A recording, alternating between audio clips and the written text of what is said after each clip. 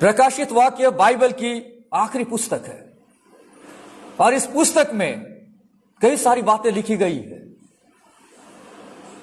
जो कलीसिया के लिए है, कलीसिया की स्टडी के लिए है, कलीसिया को अध्ययन करने के लिए है, जो परमेश्वर ने यूहन्ना के द्वारा यह वचन कलीसिया तक पहुंचाया था।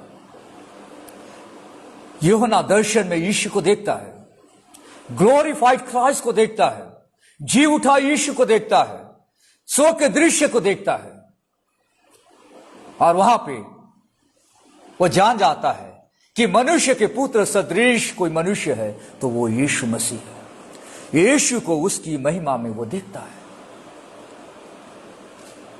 जब यूहन्ना यीशु को दर्शन में देखता है तो यूहन्ना पर दर्शन का परिणाम क्या आया?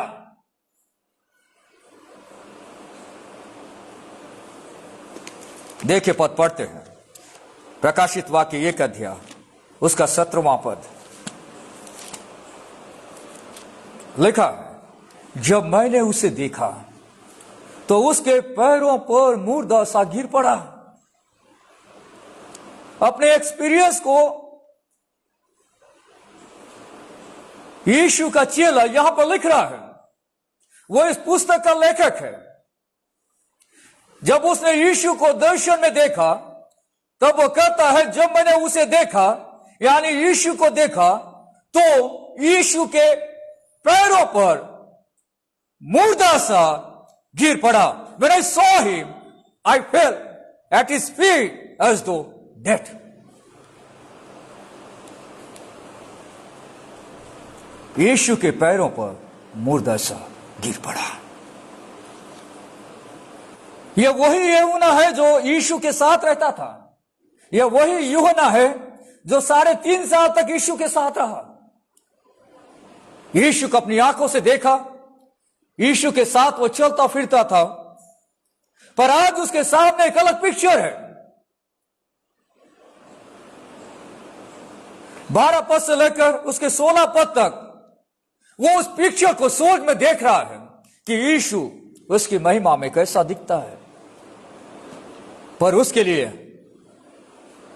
यह एक बहुत बड़ा मिराकल था कि जो यीशु अपनी महिमा में इस प्रकार दिखता है, उस यीशु ने उस महिमा का इस्तेमाल, उस अधिकार का इस्तेमाल इस धरती पर नहीं किया जब वो इस धरती पर पैदल चल रहा था। अगर यीशु मसीह उसी महिमा में, जिस महिमा को यूहन्ना देख रहा है, इस धरती पर चलते रहता तो क्या कोई व्यक्ति यीशु के पास जा सकता था? नहीं। यीशु की महिमा को देखकर उसको लगा कि शायद अब मैं मर जाऊंगा। बाइबल में हम कई सारी ऐसी घटनाओं को पढ़ते हैं जहां पे लोगों ने दर्शन में यीशु को देखा। उसमें से एक दानियल नबी था। देखिए यहां पे क्या लिखा है, आइए पढ़ते हैं। दानियल 10:7 पद से लेकर उसके 9 पद तक। उसको केवल मुझ दानियल ही ने देखा और मेरे संगी मनुष्यों को उसका कुछ भी दर्शन न हुआ, परंतु वे बहुत ही थरथराने लगे और छिपने के लिए भाग गए। तब मैं अकेला रहकर यह अद्भुत दर्शन देखता रहा। इससे मेरा बल जाता रहा, मैं भयातुर हो गया और मुझ में कुछ भी बल न रहा। तो भी मैंने उस पुरुष के वचनों का शब्द सुना और जब यह मुझे सुनाई पड़ा तब मैं मुंह के बल गिर गया और गहरी नींद में भूमि पर ओंधे मुंह पड़ा रहा। दर्शन में वो देख रहा है। बाइबल में आप पढ़ते हैं पतरस, याकूब और यूहन्ना के बारे में। यीशु मसीह अपने चेलों के साथ पर्वत पर थे और उस दौरान यीशु का रूपांतरण हुआ था। तो इसी प्रकार का रेस्पॉन्स उन चेलों ने भी दिया था। जब वो इस दर्शन को देखता है, उसके मुंह से कुछ भी शब्द नहीं निकला और यीशु के पैरों पर मुर्दा सा गिर पड़ा। यूहन्ना पर दर्शन का परिणाम क्या हुआ? वह यीशु के पैरों पर मुर्दा सा गिर पड़ा। पर आगे आप देखेंगे वहां पर यीशु उसको सांत्वना का शब्द देते हैं, जिसे आज मैं और आप समझेंगे। ऐसी परिस्थिति में प्रभु किस प्रकार के सांत्वना के शब्द उसके लिए कहते हैं। द वर्ड ऑफ कंफर्ट 17 पद से लेकर 18 पद तक यूहन्ना को यीशु का आश्वासन,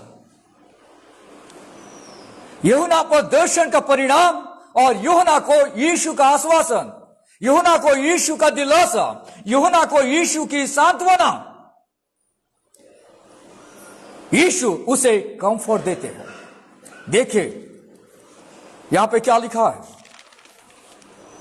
जब वो यीशु के पैरों पर मुर्दा सा गिर पड़ा, तब यीशु मसीह उससे कुछ कहते हैं। क्या कहते हैं? उसने मुझ पर अपना दाहिना हाथ रखकर कहा, मत डर, मैं प्रथम और अंतिम और जीवता हूं। मैं मर गया था और अब देख मैं युगानुयुग जीवता हूं, और मृत्यु और अधोलोक की कुंजियां मेरे ही पास है। यीशु से कहता है मत डर। वो डर गया था। इतने बड़े दृश्य को अगर कोई व्यक्ति देखेगा, अगर आप स्टडी करते हैं 12 पद से लेकर 16 पद तक, मैंने पिछले संडे मैंने आपको समझाया था, और इस पैसेज को समझाने में मुझे कम से कम 45 मिनट लगे थे 4 पद को समझाने के लिए, फिर भी वो समय कम था। और इस दृश्य को हम ऑर्डिनरी व्यक्ति समझने का प्रयास कर रहे हैं जो उसने लिखा, और जब इस व्यक्ति ने उसे देखा होगा तो इस पर क्या गुजरा होगा यूहन्ना पर, उसका रिजल्ट हमें यहां देखने को मिलता है। वो यीशु के पैरों पर मुर्दा सा गिर पड़ा।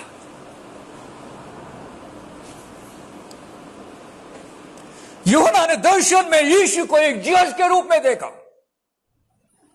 आपने देखा वहां पे उपमा अलंकार इस्तेमाल किया गया है। इंग्लिश में सिमिली कहा जाता है। लाइक, यस, जैसा, नाई के समान शब्द इस्तेमाल किया जाता है, क्योंकि वो उस दृश्य को आम लोगों तक पहुंचाने के लिए सिंबल और प्रतीक का इस्तेमाल कर रहा है। यीशु क्या करते हैं? 2 बात यहां पर लिखी गई है। नंबर 1, उसने उस पर अपना दाहिना हाथ रखा।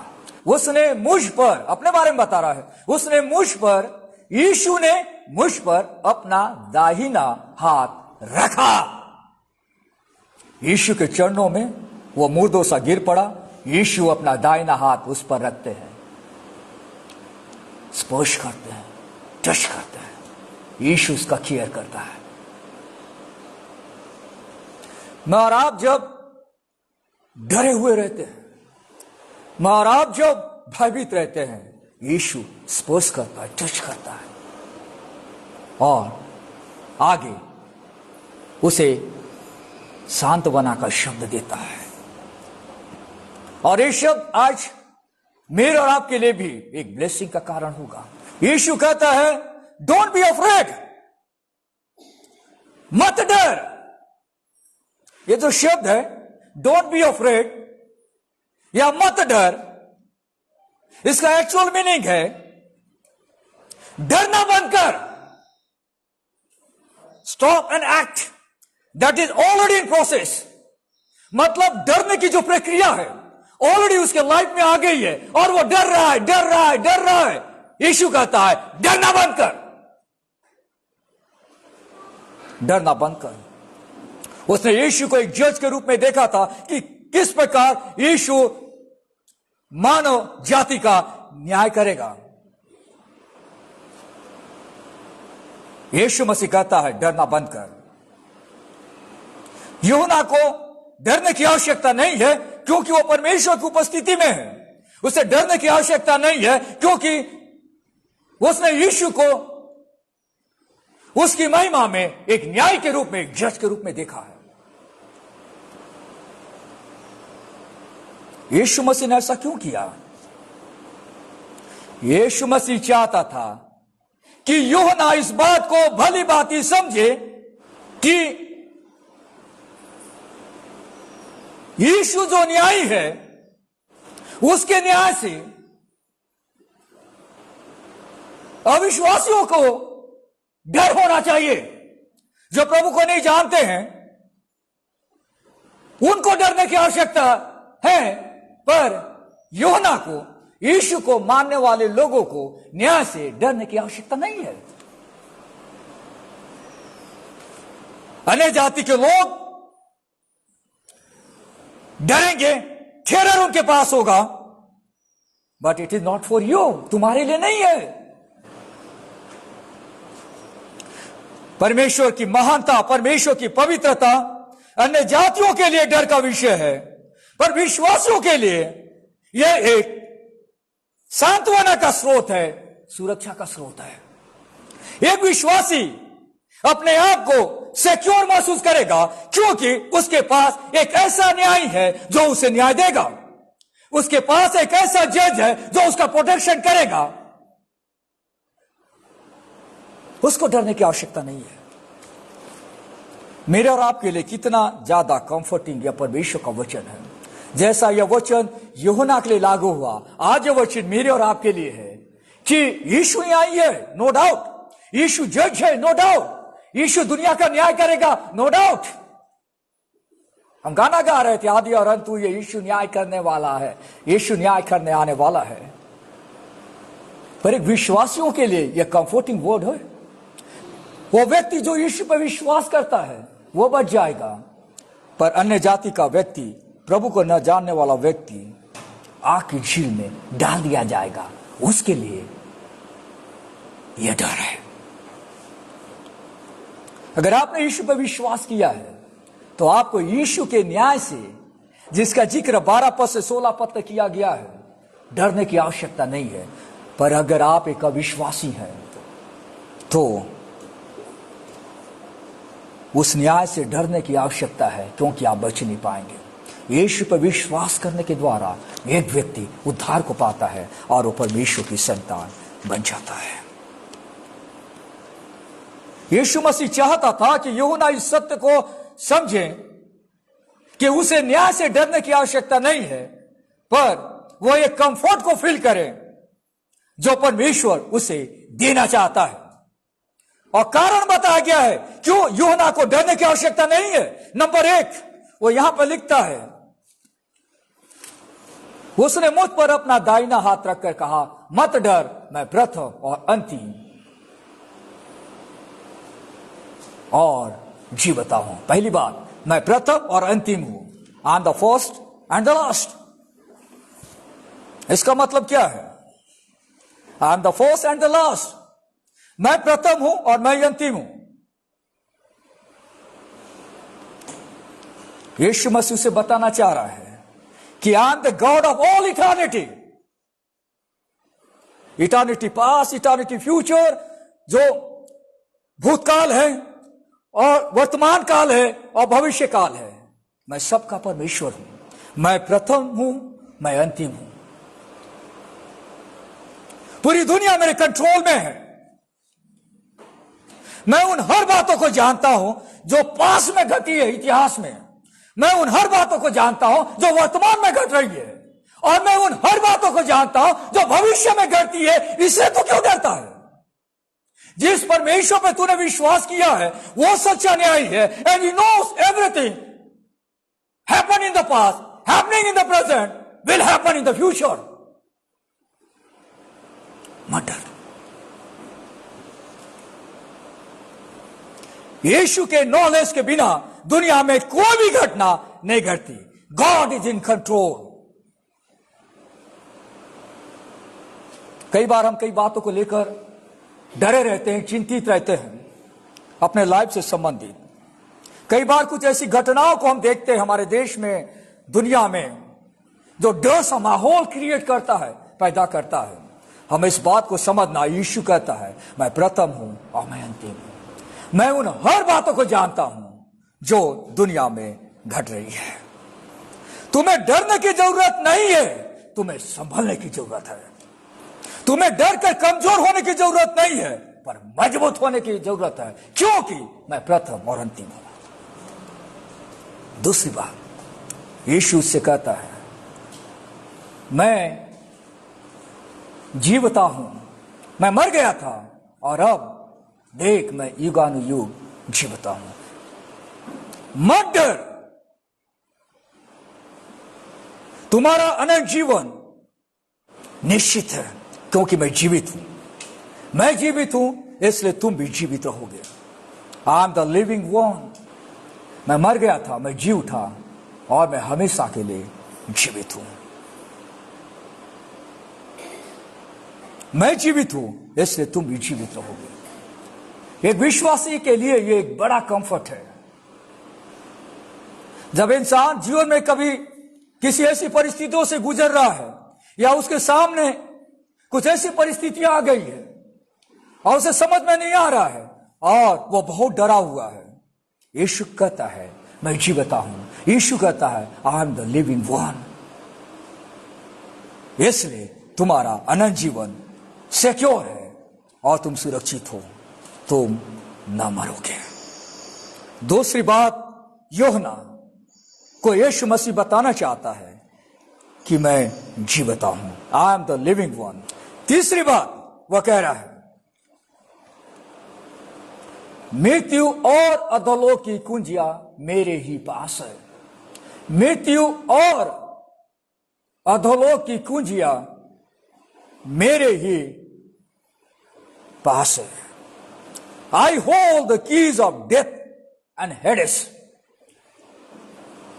मृत्यु और अधोलोक दोनों की कुंजियां मेरे पास है।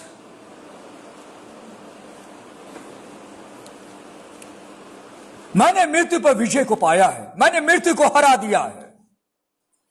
इसलिए आज मेरे पास मृत्यु और अधोलोक, वर्तमान जीवन और मरने के बाद का जो जीवन है, उसकी चाबी मेरे पास है। क्यों यीशु मसीह इस लाइन को उसे बता रहे हैं? मृत्यु और अधोलोक की कुंजियां मेरे पास है। कुंजी का मतलब चाबी, चाबी का मतलब होता है कीज। जब हमारे पास किसी के घर की चाबी होती है तो हम घर को जब चाहे तब खोल सकते हैं। कहीं जाना हो तो जब चाहे तब घर के दरवाजा में लॉक लगा सकते हैं। इसका मतलब क्या है? मेरे पास अधिकार है कब घर को खोलना है, मेरे पास अधिकार है कब घर का दरवाजा बंद करना है। मेरे पास चाबी है, मेरे पास चाबी है। मैं अपनी चाबी से जब चाहे खोल सकता हूं, जब चाहे बंद कर सकता हूं। यीशु मसीह कह रहा है, मेरे पास चाबी है और मेरे कंट्रोल में मृत्यु और अधोलोक है।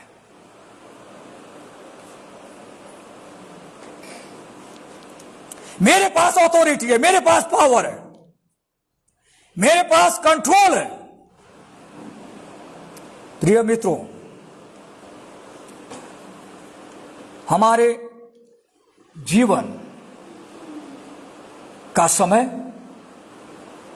कितना होगा, हमारी मृत्यु कब होगी,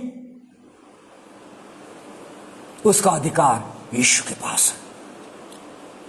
हमारी जो फिजिकल डेथ होगी उसके ऊपर में यीशु का अधिकार है। जब यीशु मसीह ने उस व्यक्ति के लिए समय निश्चित किया है तभी वो व्यक्ति उस समय पे मरेगा, अन्यथा वो नहीं मरेगा। और जब यीशु किसी व्यक्ति को अपने पास बुलाना चाहता है स्वर्ग में और उसका टाइम निश्चित कर रखा है, तभी वो व्यक्ति मरेगा और परमेश्वर के राज्य में जाएगा। यीशु मसीह बताना चाहता है, मेरे पास चाबी है, मेरे पास अधिकार है, इसलिए तुम्हें डरने की आवश्यकता नहीं है। दुनिया में कई सारे लोग डर के मारे यीशु मसीह के पीछे चलना बंद कर देते हैं। दुनिया में कई सारे लोग विरोध को देखते यीशु पर विश्वास करना छोड़ देते हैं। दुनिया में कई सारे लोग, मेरे रिश्तेदार, मेरे भाई बहन क्या बोलेंगे सोचकर परमेश्वर की कलीसिया आना बंद कर देते हैं। दुनिया में कई सारे लोग अपनी गवाही देना बंद कर देते हैं कि उस पर जानलेवा हमला हो सकता है।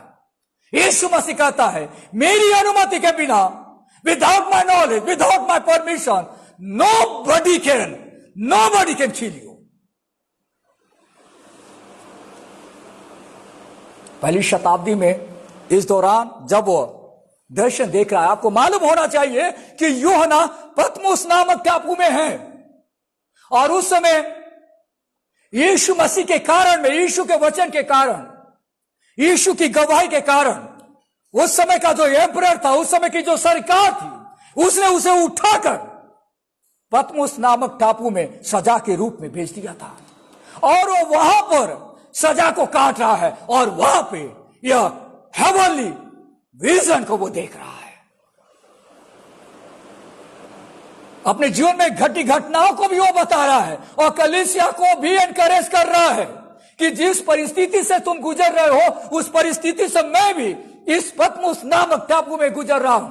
पतमुस जो आइलैंड है, वहां पे कई सारे माइंस हैं, और वहां पे लेबर वर्क कराया जाता था, जिनको भी वहां पे भेजा जाता था एक सजा के रूप में। वो दुख को उठा रहा है, पर उस दुख के बीच में उसने एक बड़े दर्शन को देखा, यीशु को देखा।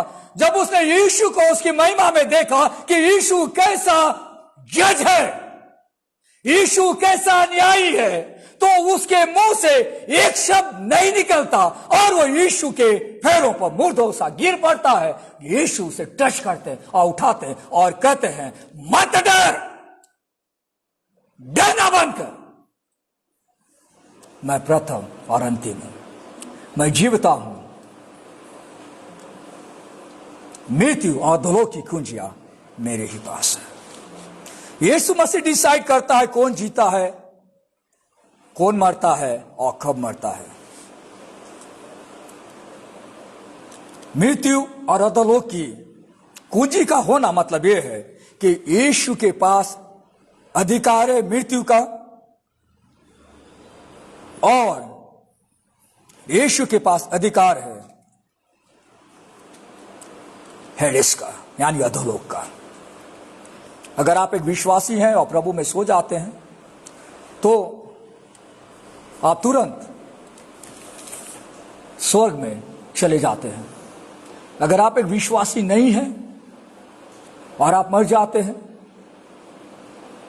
तो आपका आत्मा अधोलोक में रहता, जिसको हेडेस कहा जाता है। हेडेस जो है वो इंटरमीडिएट स्टेट है, यानी इंसान, एक अविश्वासी जब मर जाता है तब वो अधोलोक में जाता है। बाइबल उसके बारे में बताती है कि वो पीड़ा की जगह है, और जब यीशु मसीह दोबारा आएगा, और रेवलेशन की पुस्तक में, प्रकाशित वाक्य की पुस्तक में हम देखते हैं जो आखिरी न्याय होगा, जिसे ग्रेट व्हाइट थ्रोन जजमेंट कहा जाता है, जहां पे अविश्वासियों का न्याय होगा। तो जो लोग अविश्वासी हैं, जो अधोलोक में हैं, वे भी जी उठेंगे, और उसके बाद परमानेंटली उन्हें आग की झील में डाल दिया जाएगा। परमानेंटली उन्हें आग की झील में डाल दिया जाएगा। दैट इज द हेल, वो हेल है, वो नरक है। हम क्या सीख सकते हैं इस वचन के द्वारा? न हमें मृत्यु से डरने की आवश्यकता है, न मृत्यु के बाद के जीवन से डरने की आवश्यकता है, क्योंकि यीशु मसीह ने मेरे और आपके लिए सुंदर भविष्य को बनाया है। अगर आप एक विश्वासी हैं, तो मृत्यु भी अगर आपके लाइफ में घट रही है, तो परमेश्वर की इच्छा के अनुसार घट रही है। यीशु मसीह किसी व्यक्ति को अपने पास बुला लेता है कि वो यीशु की संगति में रहे, क्योंकि यीशु के पास अधिकार है कितने दिन तक एक व्यक्ति को इस संसार में जिंदा रखना है, और कब उसे अपने पास स्वर्ग में बुलाना है। ही हैज द की, उसके पास चाबी है, उसके पास अधिकार है।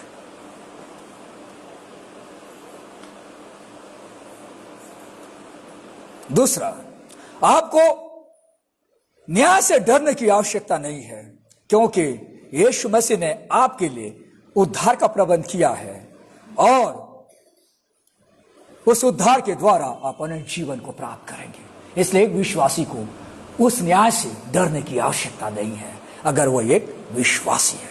अगर आप विश्वासी नहीं हैं, तो आपको डरने की आवश्यकता है और प्रभु के पास आने की आवश्यकता है। यदि आप प्रभु की संतान हैं, तो न्याय और न्याय से डरने की जरूरत नहीं है, पर उत्साहित होने की जरूरत है, क्योंकि दुनिया यीशु के कंट्रोल में है। वह दुनिया की हर बात को जानता है। यदि आप प्रभु की संतान हैं तो न्याय और न्याय से डरने की जरूरत नहीं है, क्योंकि आपका अनंत जीवन निश्चित है और सुरक्षित है। यदि आप प्रभु की संतान हैं तो न्याय और न्याय से डरने की जरूरत नहीं है, क्योंकि आपका जीवन और मृत्यु उसके हाथ में है। डर तो उन लोगों को लगना चाहिए जो आज भी पाप का जीवन जी रहे हैं और मन से पश्चाताप नहीं किया है। इस दर्शन में बड़ी बात को यूहन्ना लिख रहा है। मेरे और आपके लिए वचन बहुत ही ब्लेसिंग का कारण है। डर एक ऐसा चीज है जो लोगों को पीछे धकेलता है। यूहन्ना ने उस दृश्य को देखा, उस दर्शन को देखा, मुर्दों सा गिर पड़ा। यीशु ने अपने दाहिने हाथ से उसे संभाला, और सिर्फ नहीं संभाला, उससे कुछ बोलते हैं, उसको आश्वासन देते हैं, उसको वर्ड ऑफ कंफर्ट देते हैं, उसको दिलासा देते हैं और कहते हैं कि मत डर, डरना बंद कर, मैं प्रथम और अंतिम हूं, मैं जीवता हूं, मृत्यु और अधोलोक की कुंजियां मेरे ही पास है। जब हमारे परमेश्वर के पास ये सारी चीजें हैं तो डर किसका? इंसान दुनिया में सबसे ज्यादा किससे डरता है? मौत से डरता है। जब मौत को अपनी आंखों के सामने देखता है तो इंसान डर जाता है। वो डरता है उस मौत से, और डरता है मौत के बाद का जीवन से, कि उसके बाद वो कहां होगा, क्योंकि उसके पास अपने आने वाले जीवन की निश्चितता नहीं है। और मेनली वो व्यक्ति जो प्रभु को नहीं जानता। डरना बंद कर। यूहन्ना को यीशु का दर्शन, यूहन्ना पर दर्शन का परिणाम और यूहन्ना को यीशु का आश्वासन, यह एक बहुत बड़ा थीम है जो मुझे और आपकी मदद करेगा कि मैं और आप डरना बंद करें और उस सच्चे न्याय के इस धरती पर आने का इंतजार करें, जिससे हमें सच्चा न्याय मिलता है और उसका राज्य इस धरती पर स्टैब्लिश होगा और उसका राज्य हमेशा हमेशा पर बना रहेगा। आइए प्रार्थना करें। प्यारे परमेश्वर, हम आपको धन्यवाद देते सुंदर वचन के लिए। प्रभु, हम इस शरीर में यूहन्ना की उन बातों को समझने का प्रयास कर रहे हैं जो आत्मा में आ गया और उसने इस बड़े दर्शन को देखा। इस दर्शन ने उसके लाइफ में एक बड़ा इफेक्ट को लाया। वह आपके पैरों पर मुर्दा सा गिर पड़ा, पर प्रभु आप उसे संभालते हैं।